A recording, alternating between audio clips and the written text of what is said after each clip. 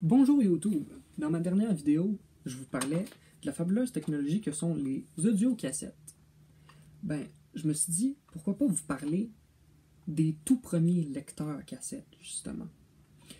Le tout premier lecteur cassette à avoir été inventé a été créé par Sony en juillet 1979. Sony, ils se sont consultés puis ils se sont dit, un boîtier de cassette, c'est bien le fun, ça protège notre cassette.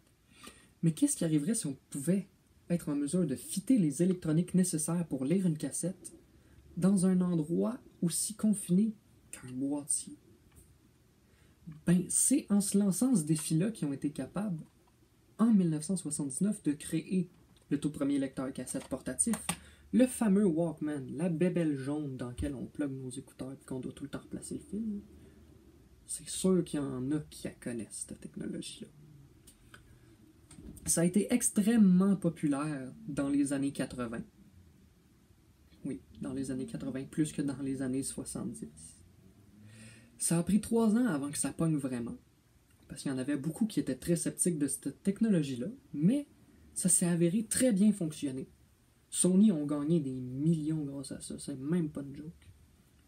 Plusieurs compagnies ont essayé de copier ce que Sony faisait, mais avec un but supplémentaire, rajouter une radio là-dedans. Une radio à l'époque, tu regardes ça, c'était immense. Ça fitait de peine et de misère déjà dans un char. Mais là, les compagnies concurrentes voulaient avoir un argument de vente. Fait qu'ils voulaient se lancer le défi de fitter une radio là-dedans. Il y en a qui ont réussi, il y en a d'autres qui ont un peu moins réussi. Je m'explique. Pour qu'une radio soit de bonne qualité, il faut que ça puisse bien capter les chaînes. Le lecteur cassette portatif que JS m'a donné réussit amplement cette tâche. Ça capte très très bien les postes radio. J'ai été capable de pogner le poste radio 97.7 qui est un poste radio qui joue du vieux rock. J'ai été agréablement surpris de la qualité sonore, honnêtement. Mais oui, ça m'a étonné. Je me disais que vu que c'était un lecteur portatif un peu plus moderne, j'allais pas avoir le problème du fil à toujours bien placé. Je l'ai eu pareil. Je l'ai eu pareil, ce problème-là, et j'ai compris, après quelques petites recherches, pourquoi ça faisait ça. Quand tu branches un câble dans cette technologie-là, ton câble, il va agir un peu comme une antenne. Il va capter toutes les ondes qui sont émises par toutes les machines autour de toi. Autant un cadran, un four, micro-ondes, une autre radio. Ça peut être aussi stupide que ça. Ça émet une certaine fréquence, toutes ces machines-là. C'est pas voulu que ça le fasse, mais ça le fait. Puis le câble va agir comme une antenne.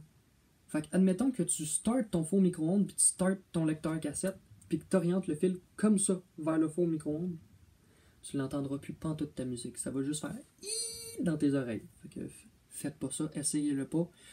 Ça crie très fort dans les oreilles. Pour avoir pu passer à côté de mon micro-ondes pendant qu'il marchait, là, ça fait le saut, faites-le pas. En comprenant ça, j'ai pu éviter d'avoir le problème de capter les interférences. C'est simple, t'orientes ton fil vers un bout de métal. Le bout de métal, lui, il va agir comme quelque chose qui reçoit les ondes, mais il les renverra pas. Fait qu'envoie ça vers le plus gros bout de métal que tu peux, puis le son va être clair. Je sais pas si c'est juste dans ma chambre que ça fait ça, je sais pas si c'est juste une coïncidence, mais pour l'avoir essayé, c'est ça que ça faisait de mon côté. Ça se peut que ça fasse pas ça partout.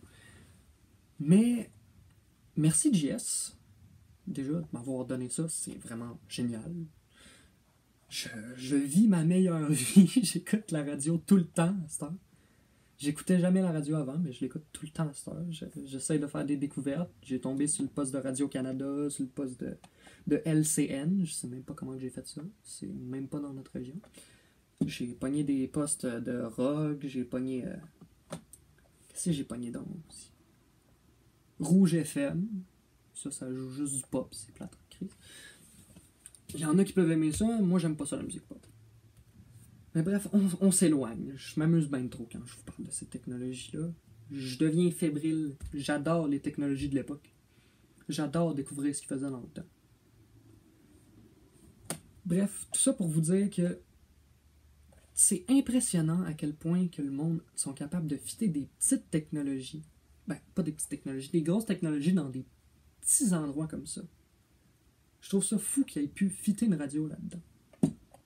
Sony, ils l'ont fait aussi, sur leur modèle qui venait après le Walkman. Ça leur a pris du temps, bien évidemment, comme toutes les autres compagnies, mais ils y ont arrivé, puis la raison pour laquelle, justement, leur Walkman, maintenant, il coûte extrêmement cher, c'est que la plupart, ils ont une radio intégrée, puis s'ils n'ont pas la radio intégrée, puis qui coûte si cher que ça, c'est parce que c'est un objet de collection. C'est simple comme ça. Parce que des objets comme ça, t'en retrouves de moins en moins, parce que la technologie, elle évolue. Tu sais, dans bientôt, ça c'est un iPhone 15, dans bientôt, là, il va être désuet, parce qu'ils vont sortir... Ils ont déjà sorti le 15 +, mais ils vont sortir le 16, le 17. Ça va devenir désuet. Même affaire avec les lecteurs cassettes. C'est devenu désuet dès qu'on a eu les lecteurs CD portatifs. Ça, j'en ai un avec moi. C'est un lecteur DVD, par contre. Puis, ben, je pense que je vous ai déjà présenté ça dans une ancienne vidéo. Bref, j'espère que vous aurez aimé ce nouveau format de vidéo où j'essaye de vous instruire sur les technologies de l'époque. Et ben, j'espère que vous vous êtes amusés. Et si vous vous êtes amusé, allez visiter ma chaîne. Vous trouverez sûrement quelque chose d'autre pour vous amuser dessus. Je fais des dégustations un peu fofolles. Je fais des vidéos sur les jeux vidéo rétro. C'est un sujet qui me passionne, ce qui était faisable dans le temps. Puis, ben, les dernières vidéos que j'ai faites, c'était sur la Wii. Si ça vous intéresse, allez voir ça. Moi, j'ai eu beaucoup de plaisir à tourner ces vidéos-là. Et je vous souhaite de passer une excellente journée. À plus tard, je vous donnerai des nouvelles très bientôt.